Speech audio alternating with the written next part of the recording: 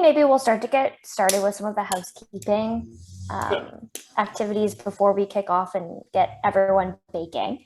So welcome everyone, and thanks so much for taking the time on your Friday afternoon, early evening to participate in our sourdough baking class. Before we get started, I do want to say that we respectfully acknowledge that we live, work, and play on the unceded, ancestral, and traditional lands of Canada's First Nations, Métis, and Inuit peoples. We would also love to thank our sponsors for today's events for their generous contributions. Without them, we wouldn't have been able to put this together. So thank you, Nelson the Seagull, who's our principal event sponsor and has covered the event expenses. And also thank you to Danica Imports, who's provided merchandise for our gift baskets. So chicken. Spoiler alert, we're having a contest throughout the session today. We actually have 4 gift baskets of baking and kitchen accessories, which we'll be giving away to the person with the best social media post of your sourdough baking. So what you can actually do is, as we're going along, whether you want to take an in progress carousel, a whole bunch of photos, or maybe it's a video or just a photo at the end, you can take your photo or video and use the hashtag EwB Bake Contest, and then tag both at EwB Canada and at Nelson the Seagull. And don't worry, I will put all of that into the chat so everyone has a visual of it as well. But in case you're wondering what's in these magical gift baskets, there are 2 different baskets. The first one has all your baking essentials, so an apron, a basket, mixing spoons, bread bags, and then also mixing bowl covers. And then we have a second basket, which is oven mitts, apron, a proofing basket, and a gift certificate to Nelson the Seagull for $20. So there'll be 1 of the first gift basket prizes, and then we have 3 of the second. Now, oh, was there a question? Oh, no, I just said awesome. Sorry. Yeah, don't say awesome again. This is my attempt to moderate questions, also participate with you and Andrea, and then also make sure I get all the housekeeping items done. So I'm really trying to cover all the bases here. I promise only a few more housekeeping items left, and then we can get on with what we're all actually here for, which is to make some sourdough. Wait, but also I think I offered my comedy album in the gift baskets. I know I kind of forced it in. No, I know let's that have it. most people want the baking goods, but you know, you're forced to also have a comedy album. So love it. All the more prizes the better. Okay. And then one other housekeeping item, I kind of covered it, but I know we've had some more people trickle in. So you may have noticed that you're only seeing a couple heads on the screen. That's because how we've set this up to make sure that it's just the easiest flow is, if you have a question, whether it's about what Jonathan is doing, what Andrea is doing, or even just logistics about the event, feel free to share your question in the chat. And throughout the session, I'll be moderating the chat. So I'll share and surface questions as they come up. That way it's just a nice and easier flow throughout. Now, before we get into the actual baking class, we did want to share just a few videos. So as everyone knows, EwB, Education Without Borders, is an organization that has lots of partners in South Africa, and a lot of what we do is to help the South African community there. And we actually wanted to showcase a video from some of the EwB tutoring learners. So I'm going to quickly share my screen, and please let me know if you're having any trouble seeing or hearing what's on my screen. It's funny, I have been doing Zoom for how many months now, and I still feel like I always have to make sure and ask that people are able to see my screen. So Andrea or Jonathan, are you able to see it? Absolutely. Yeah. Awesome. And I'm going to play audio now. And let me know if you can hear it as well once it loads. Oh no. We'll give it. It'll load. If it takes all day. It may take a minute and 15 seconds. The whole time. Okay. That's so strange because I actually have it downloaded too. Let me try once more. We'll see.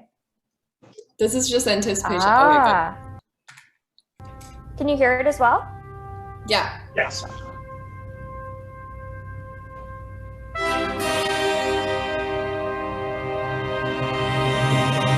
School in a Box is beneficial.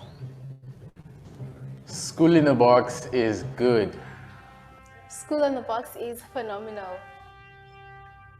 School in a Box is a high-tech mobile education solution that Education Without Borders started using in 2017. Developed in Cape Town, this education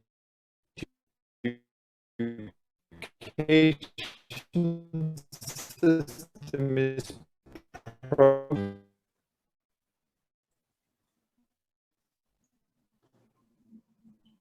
teaching in the classroom. The School in a Box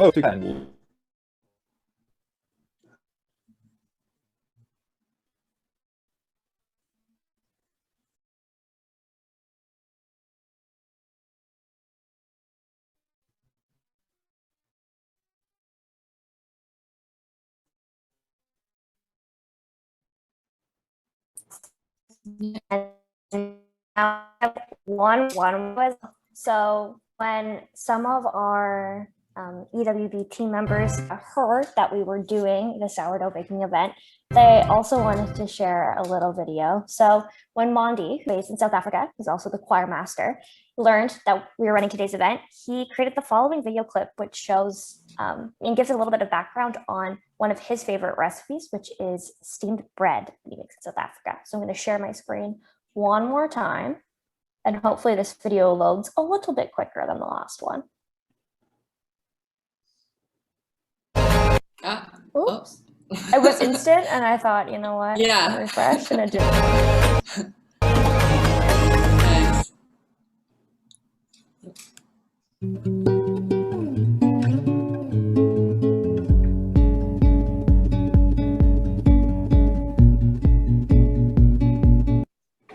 Hi guys, my name is Mondem Dingi. I work for EwB in Cape Town. I've heard that you guys are out there having sourdough. Really? Here in Cape Town, we're having isonka samanzi. As you can see, this was taught to me by my grandma, Ugongo Wam. Isonka samanzi is steamed bread. That is what we're having in Cape Town. So, isonka sivutiwe, that means the bread is done. Wait for it, wait for it. Ta-da! So we're just gonna try and put it out of the bowl into the pan. And now we're going to slice and get ready to feast. Yeah. I know, I'm getting hungry. Yeah, that looks good. Amazing. Cool. Awesome. So those were all of our housekeeping items and videos that we wanted to share. Now, before I pass it over to Jonathan and Andrea, I did want to just give everyone a reminder that today we are raising awareness, but also funds for EWB. And usually EWB's major annual fundraising event is the South African Film Festival, which starting in 2020, that was actually the first year that we made it become virtual because of COVID, and it will be virtual again this year. This year's festival will be running from November 4th to November 14th. And if you're interested in getting reminders about the event or being a part of the mailing list, you can subscribe on any of the social channels or visiting the website as well. So the Education Without Borders or the SAF website. Also, if you're interested in making a donation or a contribution today to the EWB, you can do so also on the website. So it's just educationwithoutborders.ca/donate. Now, enough of me. Let's actually get to what everyone's super excited for today, which is the sourdough baking. So we have Jonathan, who's the head baker and co-owner of Nelson the Seagull, and he will be instructing us today on sourdough baking, our master baker. And then we have Andrea, who will be assisting with commentary, questions as our baking student. Yeah, I'm excited. I've never successfully done sourdough before, so it'll be fun. Awesome. It's one of those things, kind of like a steep learning curve. And then once you have it forever, like riding a bike. So Good. Yeah. we'll get there. Yeah. Let's go. Cool. I just flexed. Sorry. Yeah. I'll start quickly by talking about like the basics you need, and I'll kind of explain as I go. A lot of these are like bordering on wants rather than needs. You can do this really bare bones with stuff you probably have already. So, for example, these are like kind of my two like essential items. This is called a bench knife. This is a bowl scraper. They're both super useful. There we go. Yeah. I have one. You can get by with a spatula, but it's one of those things where as you do it more and more, you're going to want the real deal. Everything's going to be slightly easier and better with that.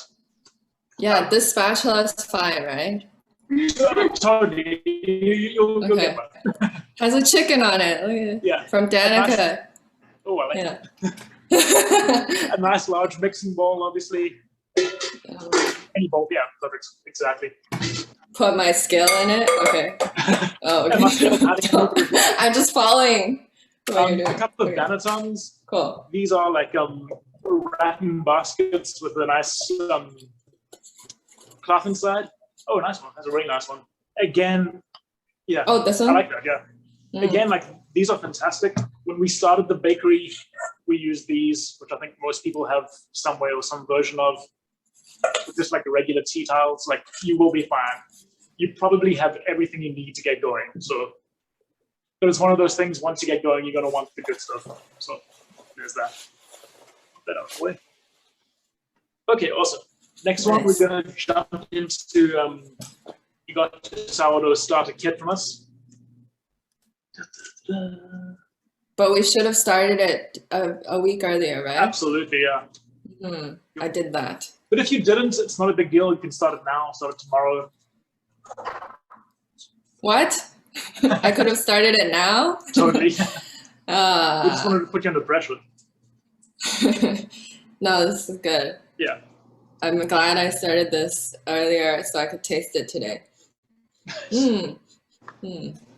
Sounds good.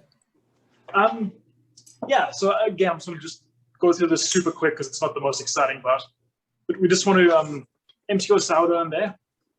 And this here is literally the sourdough we use in the shop. We just dehydrated it. We just put it on some baking pans with a fan on it. And a few hours later, it's like this. I don't know if you can see that. Just like these big chips. Whoa. Yeah, and it'll Can stay you dormant eat? like that. Yeah, can you eat those chips? You can. I have. They're not pleasant. It's like intensely sour, Oh. but that's fine. I'm just not into sour things. I'm into sourdough, like sour candies, I should say. Yeah, and then we cover this with warm water and we leave it for half an hour. That's just to undehydrate it, rehydrate it. There we go. That's the real word. And then we mix in 100 grams of flour. And I'm going to talk a little bit about flour, being not the most interesting, but it's kind of the most important. Oh, you got the real deal. Fantastic. So in the shop here, we use Canadian red fife whole grain. Whole grain means that they've just crushed the wheat. They haven't sifted anything out. They've just crushed the whole wheat. And we use that for our sourdough. So this is our house sourdough. You can see it's nice and healthy. Got all the bubbles kicking around. Whoa, that looks so good. Oh, thank you. That looks so much better than mine. Mine looks so crusty. You also like- get there. That's why yours is a bakery sourdough starter. Like if I tried to start a bakery, they would kick me out. They would be like, get out of here. Well, like, we have an unfair advantage to the bakery because we're baking every day. So we're feeding this stuff every day.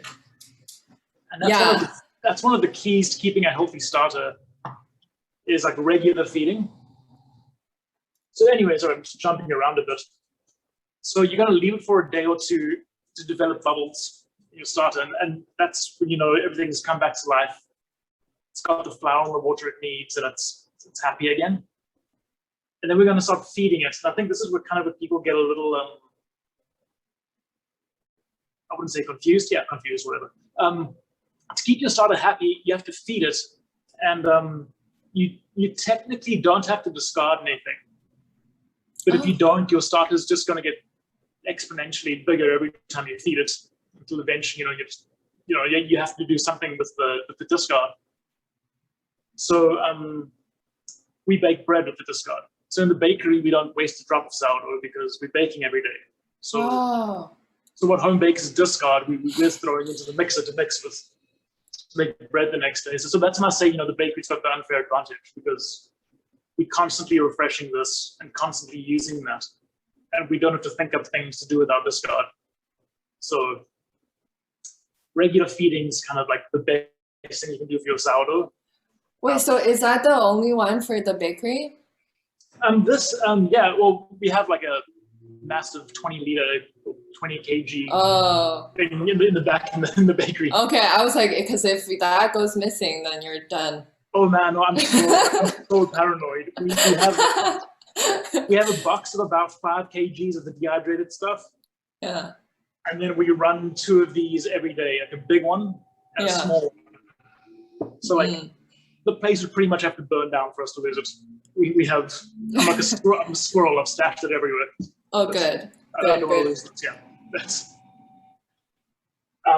okay.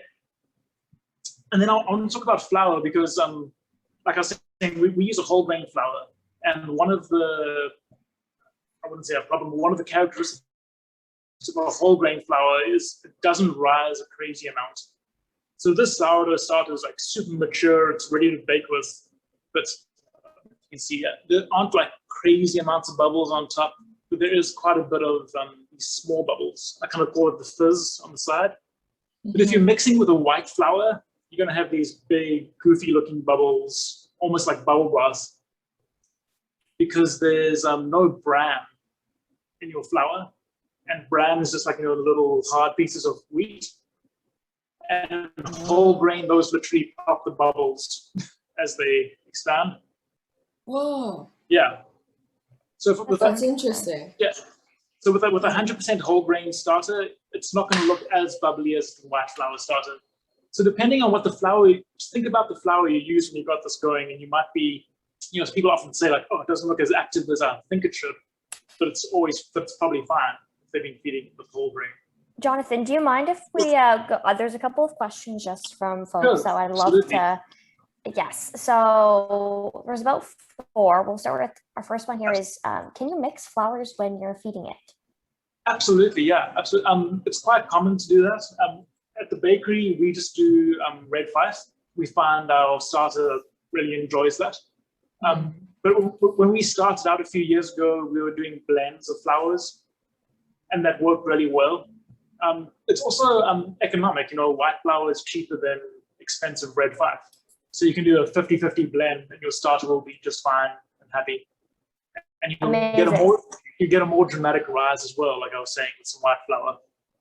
So that's helpful as well. Yeah, so I'm guessing, I feel like that that answer may have actually answered another question. So I was just wondering, do you have to use whole grain flour every time you feed it, or can you transition to an all-purpose flour? But it seems like you can kind of mix and match. You can totally. We recommend the whole grain to start because it's just literally has the most nutrition. Because like I said, it's whole grain. And so when you're bringing back a starter from dehydrated, like our kits come, you really want to give it the good stuff and give it the best chance of coming back. Got it. Yeah. Cool. Another question that we have is, how do you keep your starter alive if you're not baking regularly? Can you store it without having to feed it? So there's a couple of things you can do, and it all just depends on your schedule. I like to tell people, like, your sourdough works for you. You don't work for it. You hear these crazy stories of people like waking up at 5 in the morning to feed it at the perfect time, and you don't have to live like that. You can make it work for you. So if you're baking once a week, which since we've been doing this at home, that seems to be most people's routine when they get into it. You can feed it, and then once it's risen, because you want to make sure there's a healthy bacterial population, you can put it in the fridge for up to a week. And the fridge covered as well, so the fridge is quite a dry environment. You don't want it to get a nasty skin. But the fridge slows it down to a complete crawl. It won't stop it from rising, but it just slows everything right down. And then what you can do is the day before you want to mix your dough, take it out, let it come back up to room temperature, and give it a little feed. And you can do it like that. And that way you're only feeding it once a week. You're minimizing your discard. And then if you only want to bake once a year or once every 6 months, you can dehydrate like we did when you. Yeah, I was thinking like the package I got, it was so handy. Yeah. I was like, oh, maybe I could do that because I don't know if I'm committed enough to Totally. eat it every day. My sister, who's also one of my business partners, she bakes about twice a year, and so she has a jar of dehydrated starter in her kitchen, and she takes it out. Like I think Christmas was the last time she baked. Nice. But yeah, it's like I said, like you got to get into the mindset of like it's going to work for you. And so Cool. Awesome. For time's sake, I'm thinking maybe I'll bank up a whole bunch of questions, or for the next time we can take another break. Absolutely. Because they're the questions are coming in from all angles at this point. So maybe we'll take a pause on questions just so Jonathan can continue. Okay, perfect. That's also good though, because that question was my next point. So look at us go. It's fantastic. Yeah. So I'm actually going to do some mixing now, and talk to you guys about that to make sure we have the bowl. Oh, good. Yeah, have a bowl. Okay, cool. So when you're mixing, like the recipe we have now is like a really straightforward recipe, and like once you're comfortable with that, there's a lot you can do with it. But the biggest key, and like you can look this up online afterwards, is baking percentages. It's going to be like your biggest lifesaver for recipes.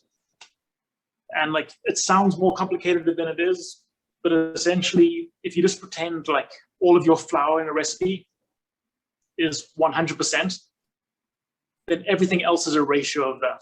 So for this particular recipe, what? Yeah. So for this particular recipe, that sounds so complicated. It's ratios. Okay.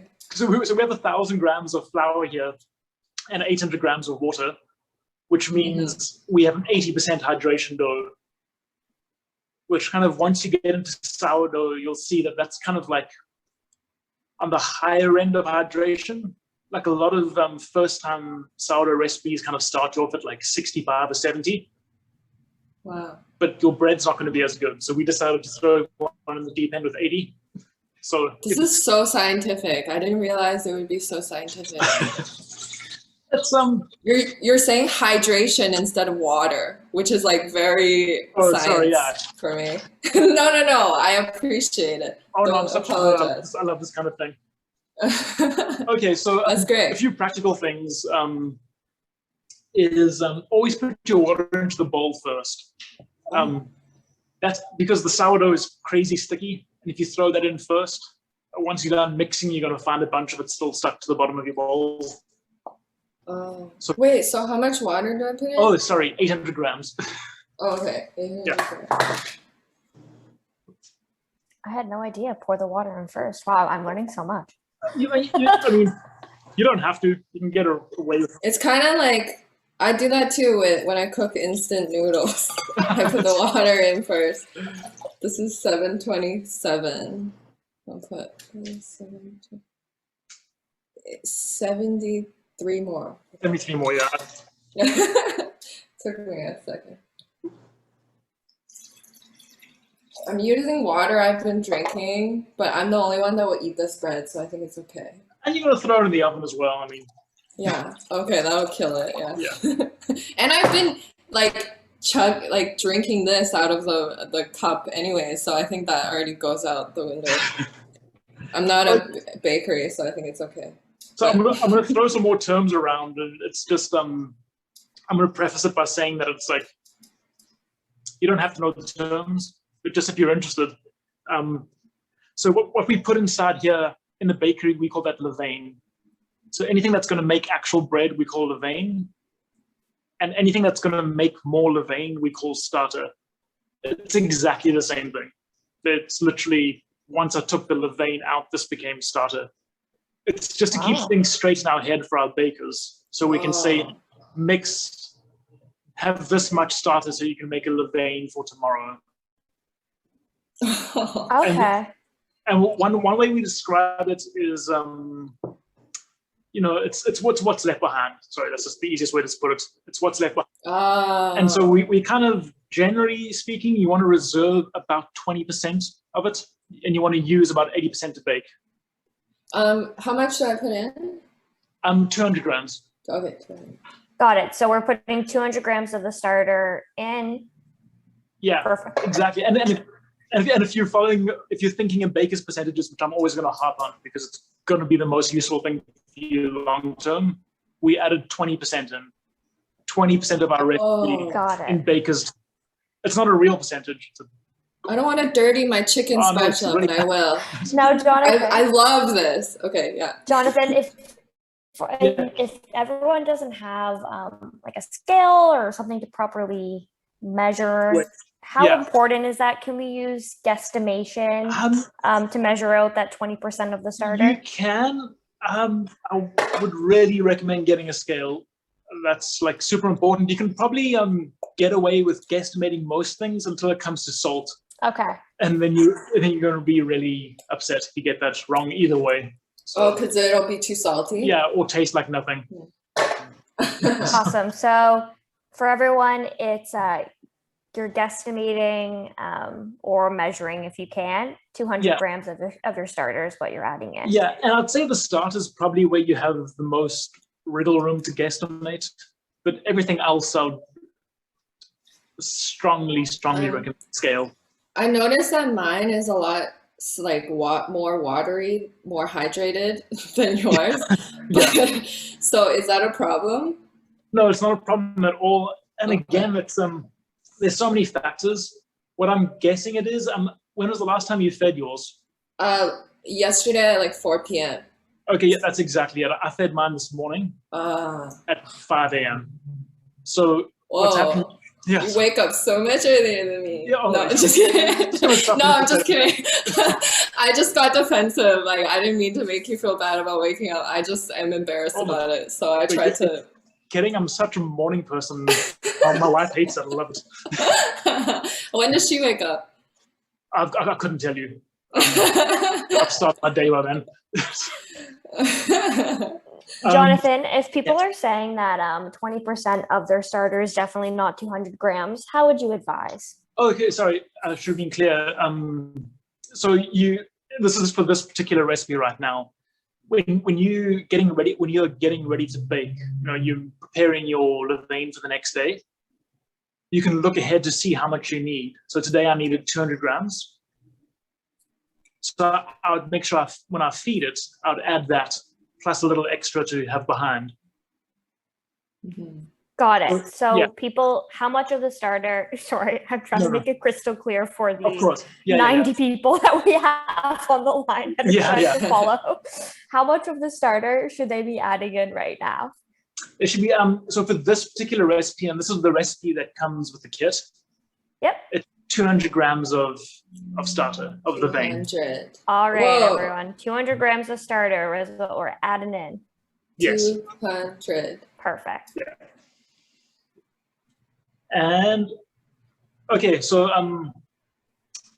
right. And another benefit of adding, sorry, I'm just kind of jumping around, of adding the water and the levain first, is you can just mix it up to distribute it. Yeah. If you try to add it later, it would be tough to mix it completely distribute it by hand. Oh. How's yours looking? I mean, it looks like oatmeal. Yeah, that's pretty accurate. Yeah, looks like yum. Looks good. I'm hungry. Yeah, this is making me very hungry. Yeah. I haven't eaten since I woke up at 1 p.m. So that's how different our lives are, Jonathan. No judgment here. I judge myself, but anyways. Okay, cool. Go on. So next we're going to add our flour in. You'll notice now we're basically adding all the ingredients except for salt, and we'll talk about that in a second. But definitely don't add salt now. Okay. Which flour? The white one or the whole grain? I'm adding the white now, but it doesn't really matter because we're going to add them both. So if you want to. Okay, I'll do exactly what you're Okay, doing. cool. So I'm adding 800 grams of white flour.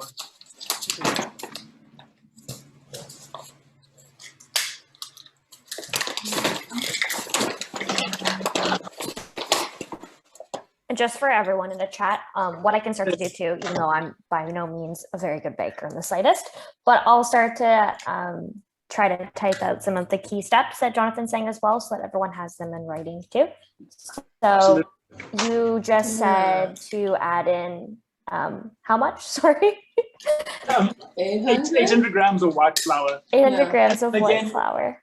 Yeah, I'm just following the recipe that came in the card as well. So Perfect. Okay. most people should have this as well. And is it fine if it's just like regular white flour? Could it be all purpose? Does it need to be like fancy white flour?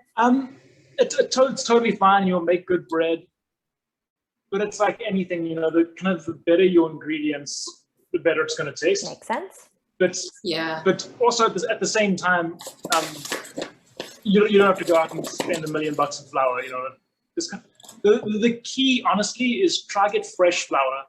And so, you know, if you've had a bag of flour sitting in the cupboard for like 3 years, that's not going to be any good. It's probably going to be like just technically food safe, but it's going to have no nutrition for your sourdough to eat.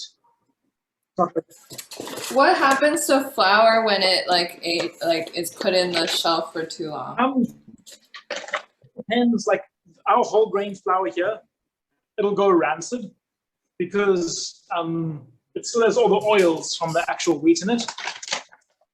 So the shelf life on whole grain flour is a lot smaller than just like your white bleached all-purpose flour, which, as far as I can tell, kind of has no expiration practically. No.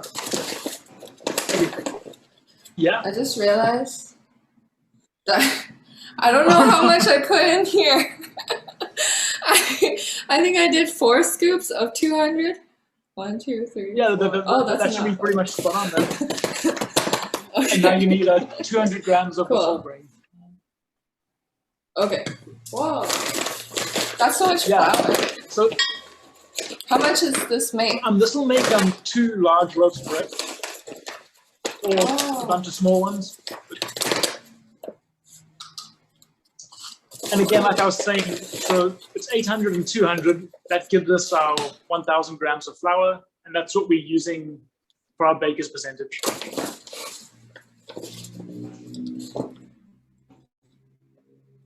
Great. Okay, cool. So I'm going to start mixing now. It's quite cool. You can kind of see the difference between the whites and the whole grain there. And this 80% white, 20% whole grain, that's a pretty standard mix. Professional bakeries. You can play around with that as much as you want. If you add more whole grain, the dough is going to be a bit stickier. If you add more white flour, you're going to get more rise, more spring. Oh, if you're mixing by hand like I am, only mix with one hand and keep the other hand on the bowl. If you go in with 2 hands, you very quickly get stuck not being able to touch anything. Right. So all I'm doing here is I'm just kind of turning the bowl and squeezing it between my fingers. Actually, I'm gonna go with my hand too. This chicken. It's much easier, yeah. Yeah, it's just like Yeah. This is great. I love mixing- it though. I love this spatula. Okay. As you're mixing, people are asking about different types of flour, oat flour, rye flour. I think I've learned more about the types of flour that exist in the chat today than I even knew existed. Yeah. Are all of those okay to be using? Absolutely. The one thing I would say with rye flour is you have to use a lot less than you would for a wheat flour. Okay. Rye has no gluten, or like essentially no gluten, so it's not going to rise at all. Oh. So if you put 20% of rye flour into this mix, your loaves would be quite dense, which is fine. I mean, rye bread's dense, but just be aware of that. Good to know. I had no And so- idea. And often when you're learning sourdough for the first time, it's quite a visual thing. You want to see your dough rise. So I'd recommend not starting with rye flour. Cool. I'm honestly learning so much. Me too. Okay, and then again, like I was saying, the bowl scraper is so useful. Oh, and I always keep a jug of water to wet my hand, because if you're going to touch the dough, a Oh, wet hand is super handy. So sorry, I have no Andrew. jug Yeah, of water. Andrea. I have no water, and this is it's only getting stickier. It looks like an Okay, arm cool. workout. Yeah, So that's Flex. the dough here, flexing. all mixed up. Mine is looks stickier than yours. Should Should I put in more flour? did you use a scale? Yeah, but like I did it really fast because I wanted to keep up. Okay. And I didn't have a Alright, big so you- scoop like yours. So should I put in more flour? Maybe a touch, yeah. Okay, yeah, I think it's just not. Okay. Oh no. Okay. We were talking earlier about like if you need a scale, and I think it's Yeah, I have one too. cool. Well, Andrew's doing that. So this is the dough mixed now, and we're looking just to so that you have no dry bits of flour kicking around. And I also kind of squeeze it a bit just to make sure we don't have any pockets of flour. And one thing I want to show now is kind of how weak it is. You can just pull chunks off just super easy. Because none of the gluten's developed yet. What's happening now is the flour is absorbing the water. That kind of activates the gluten, which gives dough a nice, lovely, long, silky stretch. And for whatever scientific reason, salt completely stops that process. Oh. So we don't add salt for half an hour. We just let the flour and water and the levain kind of come together, get to know each other without the salt. Because if we added the salt straight away, our dough would have no structure. Oh wow. Who knew? So the next step in the recipe is to leave this for half an hour and then add our salt. Yeah. But we're obviously not going to just hang around now for half an hour and not do anything. So Oh, I thought that's what we were doing. Like for real. I was like, I don't know. So I've got. Because I don't have a. Oh, you got an actual one. Yeah. So this is dough I mixed earlier. Oh, I didn't do And, that. Was I supposed to do that? Oh. No. You're good. Okay. So this is dough we mixed earlier, and you can kind of see how much stronger it is. So when I was pulling this one here, it just kind of just tears apart. And the dough that's been sitting for a while, it just kind of has this long stretch that gluten's formed, Wow. and it's kind of I won't say tough, but it's super elastic. Yeah. And I'll just put it in a clear tub so you can see on the side the kind of, if I can get it to stay still, that kind of activity that's kicking off inside there. Oh. And it doesn't look sticky at all. No, that's one of the things. That's one of the things. As the sorry, just get out of the way. As that flour absorbs the water more and more, and gets trapped inside, the dough becomes a lot less sticky and much easier to work with. How you doing, Andrew? Nice. I mean, it's I feel like I'm. It looks pretty good, actually. Really? Yeah. What I'll do now is take your bowl scraper and scrape your hands I off. was making a mockery out of your profession. I felt Oh, like no. I couldn't No. face you, but this is fine. That's totally fine. And like I Okay. was saying, this is one of the reasons we do the auto lease, which is the holding the salt back. Oh, Because if we didn't, the dough would be that sticky the entire time, oh, jeez. which is not great. Would it have not baked then? Will I know it it's not still, bake? no, it'll still bake. I mean, we've been in business 10 years, so we've made every mistake. Sourdough you can. Lots of practice. Yeah, Oh, you're trying to say you've Oh, been yeah. here where I've been. You know, we've had like 3 bakers standing around the table, like wondering why the dough is just gloop. And when that happens, it's normally because people added the salt. I say people, me. I added the salt straight away.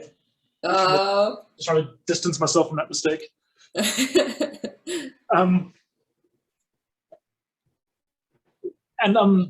Yeah, so once we add the salt, it's just like how we mixed it first.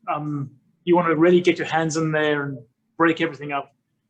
And people often worry about breaking the dough up at that stage, but it'll come back together really quickly.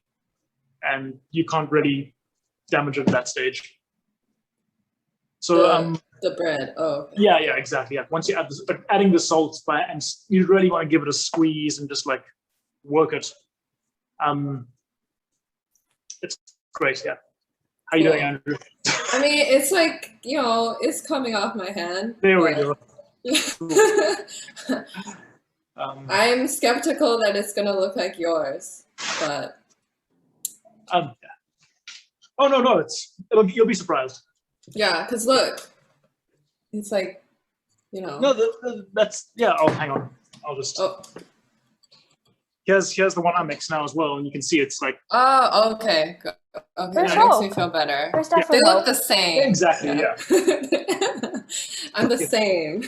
Okay, so I'm just gonna add my salt now, and to the bread. Should I add it now? No, I should wait 30 minutes. You should wait 30 minutes. Yeah, I'm just doing it now because. You know. Right. Should I cover this? Pardon? Should I cover it? Yes. Yeah. No. It's if there's a busy place, then 100%. But if there's all the windows are closed and stuff, you're fine. Yeah. Oh, okay. I won't cover it, but you know, I was just excited to use this cover from Danica. Yeah. Jonathan, quick question. How much salt did you add in there? I added 25 grams. Awesome. And again, that's 2.5% if you're thinking baker's percentage. If anybody's following along with the baker's percentage, that's everyone's least favorite thing to learn, but it's so valuable. And was there any water that you added in there? Just the salt. I know some sourdough recipes, they get you to hold back a little bit of water to add with the salt. And does it depend? Oh, sorry. Does it matter what kind of salt? No. Just salt you're happy to consume. And again, you kind of the salt we're using right now, is Vancouver Island sea salt. We've been partnered with them for a couple of years now, and they're amazing. And it's local. We love that. That looks good. Yeah. And the one thing I will say is use fine salt. You can use fancy flaky salt, but mixing it in is just going to be really painful, literally. While you. So if we pretend I've waited half an hour, I've added my salt, you just got to really get in there and squeeze between your fingers, and you can see even though it actually hasn't even been half an hour, the dough is already stronger than it was when I first mixed it. And if people are finding that their dough is dry at any point, should they be adding more water? You can, but I'll try to do that quite early in the process, kind of like while you're still initially mixing it. Once you get into like hour 2, it's going to be really hard to incorporate that water. And again, that's spoken from experience. We've made that mistake before as well. Okay, and then again, so what I like to do, all you're doing is mixing, so you don't have to overthink it, but I just keep one hand dry and I'm just constantly rotating the bowl, almost like a mini mixer, and just getting it all done. Can people do it with a mixer? Absolutely, yeah. Absolutely. But the one thing you have to watch out for then is over mixing. But you'll definitely be, absolutely. You can do it. What does over mixing do? Like, does it make the bread harder? Generally, it depends how much you overmix. But you'll have tougher bread. And then if you really forget to mix it for an hour or 2, you'll have soup. So it kind of goes tougher, and then all the gluten just gets destroyed, and you end up with. Oh wow. And again, you know, our mixer has no automatic off buttons. So we've found that out the hard way as well. It sounds like you made every mistake. That's cool. Oh, 100%, yeah. I like that. Yeah. It's relatable. Yeah. So the next step in our bread process is the bulk rise. People are following along with the recipe book. And during the bulk rise, we do folds of the dough. And What does that mean? I'll show you now what the fold does. So again, keeping your hands wet so the dough is doesn't stick to you. You just kind of pick it up. Like me. Yeah, exactly. And fold it over itself, just like that. And if you go on YouTube, you'll find, you know, there's 1,000 ways to fold your dough, but there's no wrong way. You just want to be building up layers of dough on top of itself. It does two things. The first thing it does is that, because fermentation's happening inside here now, there's a lot of gas and bubbles being produced. And if you didn't fold your dough, they would all end up at the top of your bread. They kind of rise to the dough and end up at the top. So by folding that, you're kind of keeping it distributed more evenly. Wait, so when do you fold it? After it's the salt? Yeah, after you've added the salt. So in the recipe, it's every 30 minutes. Oh, sorry, excuse me, every hour. You give it a fold over 3 hours. Oh, okay. And now, Jonathan, if yeah. people can't follow the 3-hour schedule of the bulk and rise, could they delay the process by placing it in the fridge? That's a question we have. Yeah, awesome. absolutely. Kind of, and again,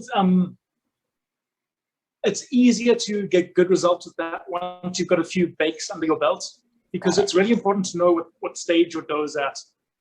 But yeah, you absolutely can. We do it in the shop a lot as well. We kind of run into the other problem in summer. You know, with the heat, the dough tends to proof really quickly. So we're throwing the dough into the fridge between folds to kind of slow things down. That was a question that we actually had. Someone was saying that they lived in a really hot and humid climate, and they were wondering if that would affect the starter. It definitely will affect your starter, but again, I don't want to use the term good or bad. It just changes how quickly things move. You know, like the best sourdough in the world, as far as I'm concerned, is San Francisco, and they get pretty warm there. Yeah. Whoa, I didn't know there was a best sourdough in the world. I mean, that's in San Francisco. Oh, obviously I'm biased. I like ours. But the sourdough scene in San Francisco is just incredible. There's so many great bakeries doing amazing stuff. Yeah. And you can get it at Nelson the Seagull. Something close. I'm not the best in self-promotion. If anyone has a chance to go to San Francisco, it's amazing. It's like a mecca for sourdough. Wow. They're obviously they're way warmer than we are. Yeah. So again, it just comes down to management. And once you have 1 or 2 bakes under your belt, it'll make a lot more sense. You'll be able to look at your dough and be like, oh my goodness, that's ready, proofing quickly. Like you can look at this one now. This is ready to shape, which is going to be our next step, which is why obviously I got the dough ready for this next step. But you can see these bubbles starting to form on the sides. The dough feels very pillowy. And, it looks great. Yeah, it looks fantastic. And it's even like, it's changed color slightly as well. And yeah, it's lighter, right? Yeah, I couldn't tell you the reasons behind that. But it's definitely something you notice. I'm guessing it's just the hydration as the... It's the hydration. Yeah, the water, sorry. No. I love the science. I like that word. I don't use it enough. So, there we go, yeah. Yeah. It's the hydration. That's cool. Yeah. You know, so it's 3 hours have gone by. And again, once you have a few more bakes and you're feeling a bit more confident, you might do it after 2 hours, or you might do it after 4 hours, or you might put it in the fridge and go to sleep and in the morning and do it. You just have to get used to how the dough looks. And honestly, like that really bugs me. I'm quite an analytical guy. I wish I could just tell you it's going to be 3 hours every single time. That's how I wish it was. But honestly, there's so many factors happening with a natural sourdough that, from day to day, even in the bakery here, when we hire new bakers, that's the biggest frustration. You know, yesterday the dough was ready at 2 o'clock, and today it's 2:30. Tomorrow it could be 1:30. But it's kind of working with that dough every day and getting to know it and knowing when it's time to shape. So it's definitely a labor of love. Yeah, like I so said, it's different every time, like when it's ready after the folding. Yeah, maybe I'm being a a bit dramatic there. I'd say it's different for everyone. Depending on your kitchen, like if your kitchen's constantly 10 degrees warmer than my kitchen, your bread's going to be constantly ready faster. So there's factors like that. So just baking all the time is going to be your best bet. You're going to start learning. And I think we said it already, but just email us. We will answer your questions as best we can. Oh, that's so nice. That's a great thing to add in. There's a lot of questions. So if we don't get to your question today, I am sorry. I am not doing it on purpose. There's just a lot, and I'm trying to be conscious of time and in the flow of the event. So if we don't get to your question today, that might be then I'm gonna quickly do some shaping because you're right. Time is a factor. But honestly, like this is my favorite thing in the world. And everyone close to me is tired about hearing about sourdough. So I welcome your questions. That's nice. Yeah. It's good to be passionate about a okay, thing. cool. I'm trying to think, what is that for me? Whoa. Yeah. My life is so different. Okay. I don't have a thing that I love talking about. I've got too many things. Goddamn. Anyway, so what I've done when you're ready to bake, when you're ready to shape, excuse me, you want to lightly flour a surface, and kind of this is what I mean when I say lightly floured, because you do want your dough to stick to the surface a little bit. So yeah. That's probably a good amount, probably less than you think when you're starting out. And then you're gonna sip your dough out. This is great, like kitchen grade plastic, so like nothing sticks to it. But you also, whatever you use at home, you can totally line with some olive oil or something and use that to make it pop out as neatly as that did. Yeah. And then a tiny bit of flour on top. And I'm going to divide this into 4. Just roughly. In your recipe, sorry, this is the one little difference. In your recipe that's in this booklet, it only produces 2 loaves this size. Oh. I just grabbed a bunch from the baker's today. So yours is bigger. Yeah, this is literally double what this is. So I should have. Don't want to confuse anyone. But here's kind of a cool thing.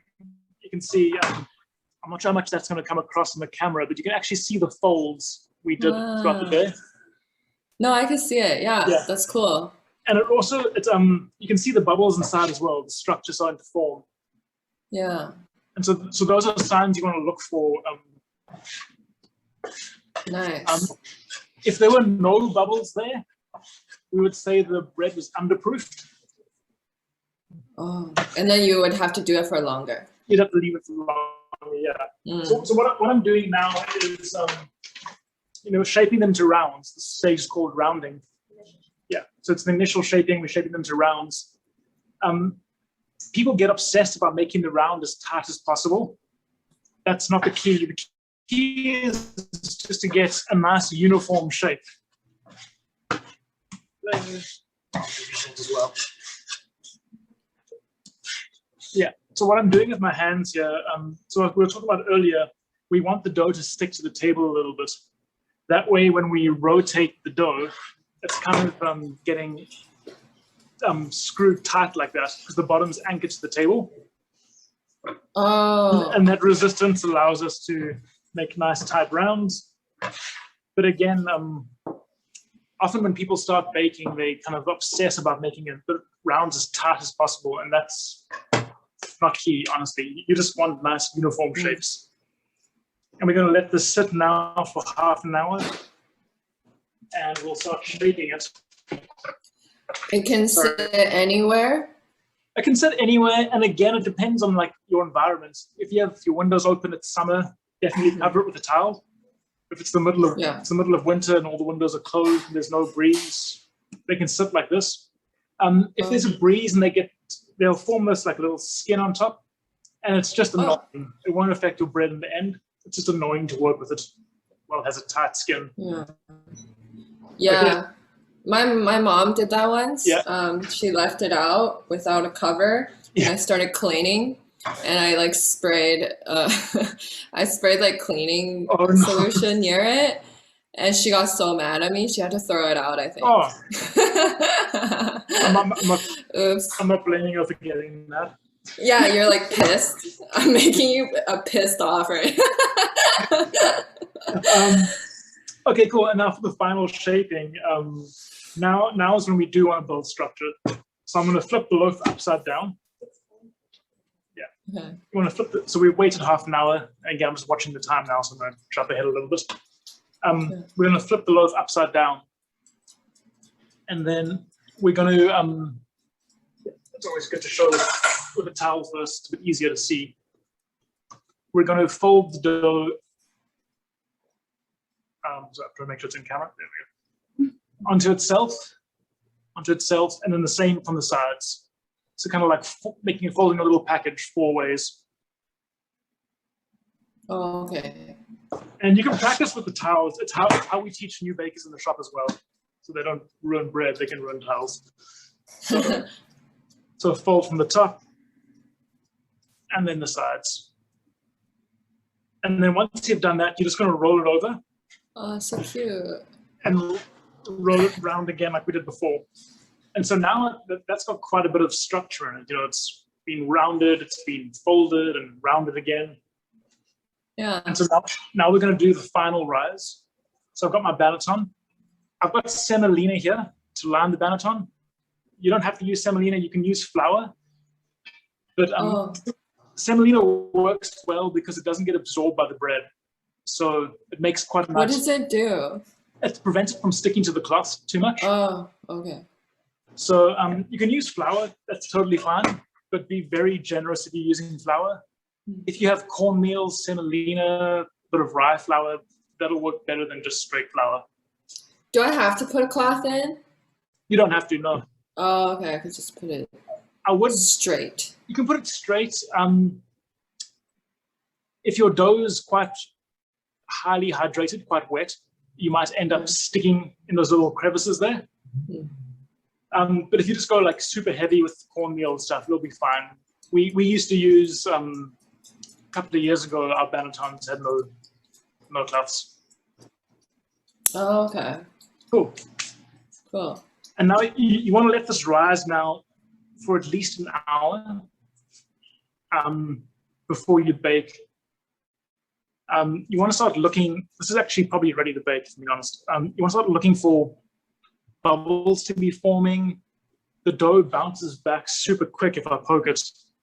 It bounces back nice and quickly there. And I can literally see bubbles with my eyes. If you can't see any bubbles, you stick your finger in, it doesn't bounce back, it leaves a dent for a while. Just leave it longer. I was talking earlier about overproofing and underproofing. Rather overproof. Overproof dough won't have much structure, but it'll be delicious. Underproof dough is just horrible. So if you're going to make a mistake, push it too far. Rather over. Okay. Yeah. Overproof it. I always say, like, if you have to have the thought like, oh, I wonder if this is proofed enough. It's not.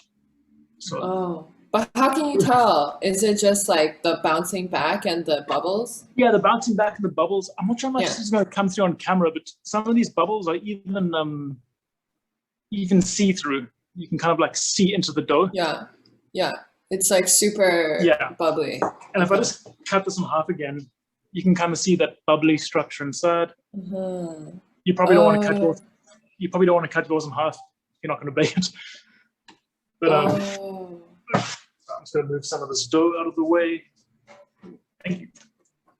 How many do you have going for the bakery every day? For the bakery, it kind of depends. Like, you know, during the week's a bit less, the weekends a bit more. But between 100 and 200. Whoa, every day? Every day, yeah. That's hard to keep up with. It's one of those things. I don't know what, I know there's a phrase for this, but it's as hard to make 10 as it is to make 30. If that makes sense, and that's kind of true up to a certain point. So, right. Yeah. Do you have a class for it? Because you said you say to a lot of new bakers. Oh no, I meant, sorry, I should have been clear. Hires. Oh, new hires. Yeah. Oh, okay. Cool. So we've had like the same baking team for ages. I make it sound like we're going through them, but okay, cool. So if we're actually baking now, you want to get your oven kind of screaming hot. And for most people at home, that's 500 Fahrenheit. That's kind of where it's going to max out at. Whoa.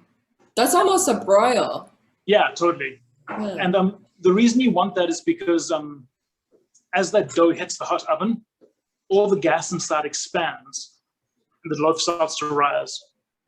And the hotter it is, the higher it rises. Yeah. So putting it in too cold is going to be quite disappointing. Oh, okay. And you also, another advantage we have in the bakery is we have steam injection ovens. So we throw our loaves in and we push a button and the oven fills with steam. And what steam does is it prevents a crust from forming too soon. So your loaf's rising. Obviously, when it's rising, you don't want the crust to be there yet because it won't rise. It actually will rise. It'll just blow out the bottom. And you get these kind of weirdly shaped loaves. Yeah. So you want a nice steamy environment to allow your loaf to rise. And the way you do that at home is with a Dutch oven. Essentially, any pot that has a heavy lid. So like that's deep enough to take your dough and has a heavy lid. Can I do metal pot? Totally, anything. Okay. We've experimented with ceramic pots, clay pots. Yeah.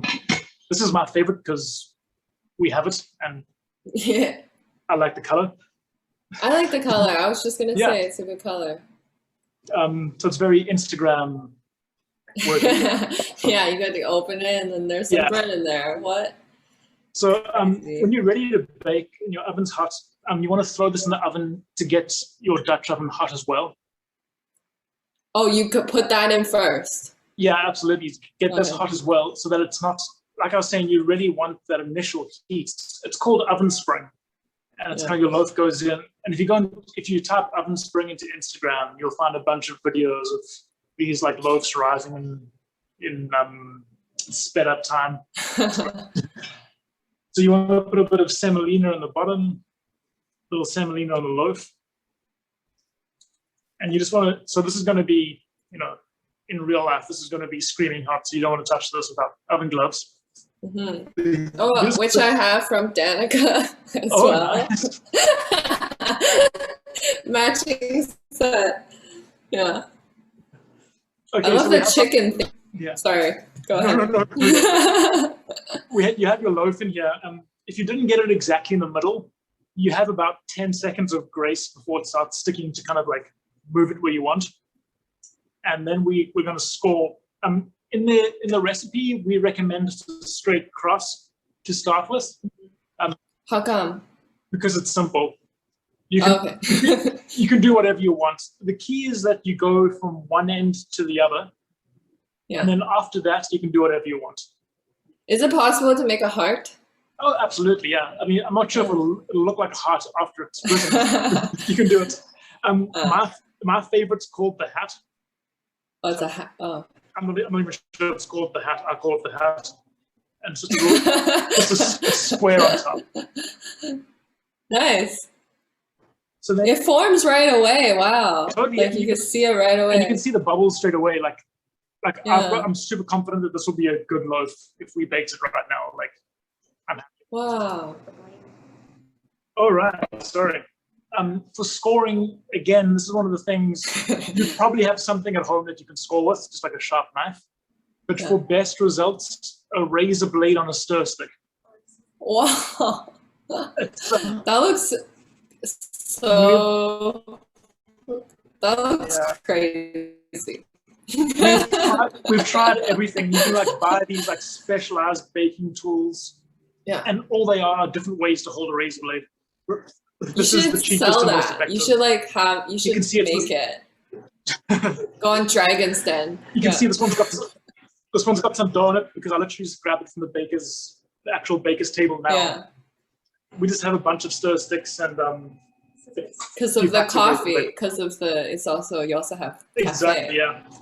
You can even use scissors if you don't have if your knife's like a dull. You can use a pair of scissors. Again, it's one of those things that you definitely have everything you need at home already if you have a kitchen. Mm-hmm. But like once you get more and more into it and you want to like have more fun with it, you want to start getting the right tools. Right. So we put the heavy lid on, and what that does is because our loaf is nice high hydration, lots of water. As it bakes, it's going to steam itself because the steam from the actual loaf can't escape with this lid on. Yeah. And it'll steam itself. And we do that for 15 minutes. Oh, sorry, I was good. Got some scissors here. So another score you could do is you just have a pair of scissors. What? And you just cut Whoa. along like that. And again, the key here is you're just going from end to end. That was so rough. I felt like you were hurting my friend. I was like, what? Don't cut my friend. Those are my friends. And the reason we score is because that loaf's going to rise. And so scoring, you're just controlling how it's going to rise. It's kind of like a controlled explosion almost. And so if you do a long straight score, you're going to end up with like a big ear like this. Oh. So like that's a big ear. Well, not the best. Yeah. And so this score was just a straight line. Oh. And you end up with this nice. That looks satisfying. great. Yeah. Yeah. What does the hat look like once it's Ooh, I can show you right now. Yeah, give me that. Sorry, I'm just gonna. I wanted to see the hat. We'll do some movie magic. If we pretend I just put that in the oven. Yeah, it's still on. I'm still looking at it. Yeah. It's still right there. You put that in the oven, you bake, and then after 20 minutes or 15 minutes, but we generally wait 20 minutes, you're going to want to take the lid off to let it escape. And then, there we go. Whoa. So that's the hat there. You can sometimes get a bit more rise. Yeah, and that's cool.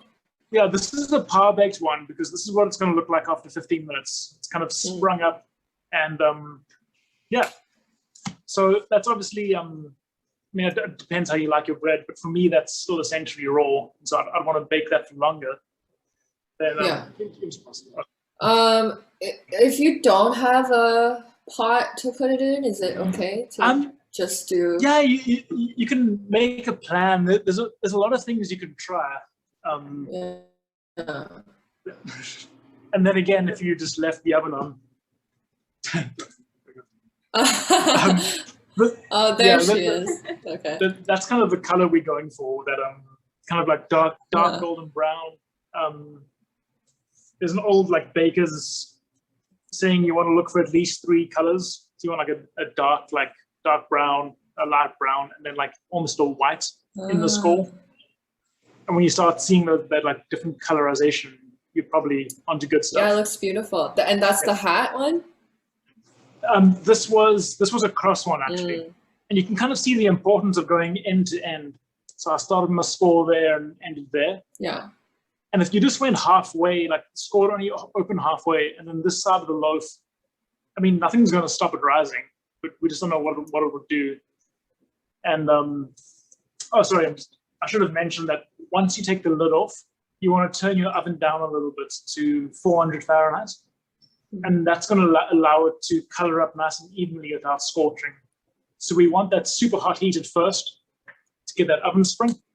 And then we want a bit more of a mellow heat to get the nice even coloring all over. Cool. I'm not going to swear, but if you want to go into Instagram and under the hashtags type in show us your effed loaves, all one word, and Like not effing or F? effed. Oh, But like- effed. But don't censor yourself. Type out the Yeah. swear word. Show us your effed loaf. You'll find a lot of bakers who didn't score properly or didn't proof long enough. And it's a pretty good hashtag when you're learning. So you Yeah. can see that if there's a mistake to be made, someone's made it already. So that's, Mm. and also there's a lot of professional bakeries posting under that hashtag as well. So it's encouraging. Have you posted? I don't think I have actually, not because I haven't had stuff to do, but I'm, I guess, a bit too vain to. You don't want to admit. Yeah, and then sorry, I know we've kind of gone over time a little bit here. I don't want to. Oh, sorry. Yeah, I was But, thinking maybe to as we start to wrap up here, maybe we Yeah. could do like I'll pick out of the many questions we've gotten Please, five little rapid fire quick ones. I'll that we answer can- them. we can Yeah. do. And so I'm happy to hang around if people have questions. So like I'm on no time restraint, but I don't want to encroach on other people. So So one question that we got, could you use a bowl if you don't have a Banata? oh, absolutely, yeah. Like I was saying, we started with these little silver mixing bowls, and we used those for about a year before we got into the real deal, and they work just great. Awesome. Is there an easy way to dehydrate the starter? Yeah, so the easiest way to do it is to get some parchment paper and a cutting board or something, and then with your bowl scraper, you want to put like about a tablespoon in the middle, and then just smear it as thin as you can, so it's like translucent. And then you can leave it in the sun. You can put a fan on it, and you want it to have absolutely no moisture left. So like this stuff here, like it like snaps like a cracker. If there's any moisture left, it'll go moldy. So you just want to dehydrate that completely, and then it's shelf stable. We use ours 3 months at a time, but I've got one batch going that's going to be a year and a week or two, and it's still fine, and it's still revised. Awesome. Let's say someone wanted to add something like nuts or raisins into Oh. their bread. When would you do that in the process? So we'll do that about half an hour after you've added the salt. And the reason we do that is Oh. because, That's early. yeah, it's early. So it's kind of this balance, and you'll go online, you'll find a lot of differing opinions about when you should add, we call it inclusions, when you should add your inclusions. We like it about half an hour after salt because your autolyse is done. Because whatever you're adding could also inhibit the autolyse. That's that period where there's no salt. And your dough has had time to ferment a little bit, because whatever you add is going to slow your fermentation down a little bit. So I actually bought this. This is one of my favorite loaves we make in the shop. It's a fig and walnut. Oh, that sounds so good. Wow. And the purple here is actually from the walnut skin, and not from the fig. And this is like, I don't know, it changes every week. Like last week I loved the olive bread, but this week I'm really feeling the fig and walnut. But if you add it too soon, you won't get this nice open structure.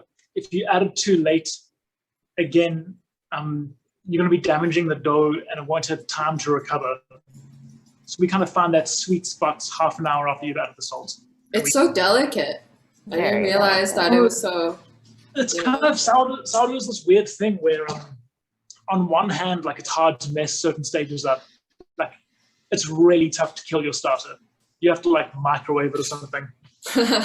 But then you add your salt too quickly and your bread's ruined. So on one stage it's like really delicate, on the other hand it's really tough. So Yeah. it just depends.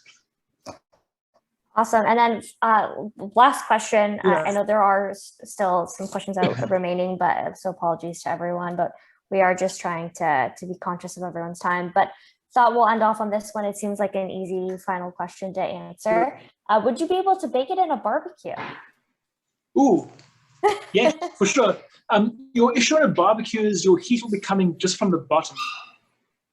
So what I've seen people do with one of these guys is if you have like a coal barbecue, maybe you can throw coals on top to try to get heat from both directions. But yeah, that's something I want to do now that I have the idea. Awesome. Awesome. Wait, what about an Instant Pot? Because I have one. Oh, I mean, you can try. Okay. Let us know how it goes. Yeah. Yeah. I don't think it'll be good, but I can try. And then just very quickly, I don't want to encroach too much. This is bread in the shop that we were using today. And try to tilt the camera up. There we go. So this is kind of exactly what I look for in a loaf. You want these kind of larger holes distributed evenly. You don't want them all at the top or all at the bottom, you know, if you didn't do your folding right or you didn't proof it enough. So that looks great. It's the crumb, so the inside of the loaf, we call it crumb, is like very spongy, but also a bit chewy. I'll try to pull it apart here. And that's kind of exactly what I want. Some marvelous things happen inside a loaf of sourdough when it's baking. You know, it traps the steam inside, and we call it shiny bubbles. So if your bubbles inside your loaf have a bit of a shine to them, that means your loaf proofed properly and baked properly, and that looks that's what you want. Nice, awesome. Open, no dense patches. That looks great. Thank you. Yeah. So are you, like you're saying, you used that bread today? So are you guys making sandwiches and stuff? Yeah, we are. So nice. obviously with the pandemic, you know, we had to pivot like 30 times, like every business. Yeah. But we've just recently brought back some of our sandwiches to go, and avocado and toast and that sort of thing. Yummy. Amazing. Well, definitely if you're in the British Columbia, Vancouver area, specifically. In British Columbia. Yeah, in British Columbia, in the Vancouver area, and of course, because we're staying safe and whatnot. Yeah. But go give Nelson the Seagull a visit. Yeah, that sounds great. Sure. Yeah, Thank you so much, Jonathan, for leading us through this. I've learned so much today, and just based off the comments and questions that I've seen come through, I think a lot of people learned quite a bit today. Okay, awesome. Me too. I'm gonna say like one or two very quick things. Your discard when you first start to feed, we have recipes on our website that you can do things with that. My favorite is sourdough waffles. Ooh. Yeah, and you should have access to that in your starter kit. There are links so you can get to that, because just throwing it out is a bit sad. You can make pasta, you can make pizza. There's a ton you can make. It's a lot of fun. Amazing. Yeah. That's cool. And, yeah, thank you so much, everyone. And please email questions. Like, it's not annoying. We love it. It's and pictures. That's very nice. That's very nice. Amazing. Well, maybe just to start to wrap things up, I wanted to just first thank you to you, Jonathan, Andrea, and all of our EwB volunteers. And I think it was quite a hit, and I know a lot of people had a lot of fun learning a lot about sourdough, to say the least. Thank you to our audience and our supporters for joining us virtually and baking along. Hopefully we'll see you at our South African Film Festival that'll be happening virtually again in November this year. But until then, please feel free to tag away on social media with those hashtags and handles that we had shared in the chat before. And Jonathan, if you do want questions, I'm sure you'll get quite a few that'll be coming your way. Yeah, bring it on. Yeah. Amazing. Thanks, everyone, and have a great rest of your evening. Yeah, have a great weekend, everyone. Bye, everyone. Bye.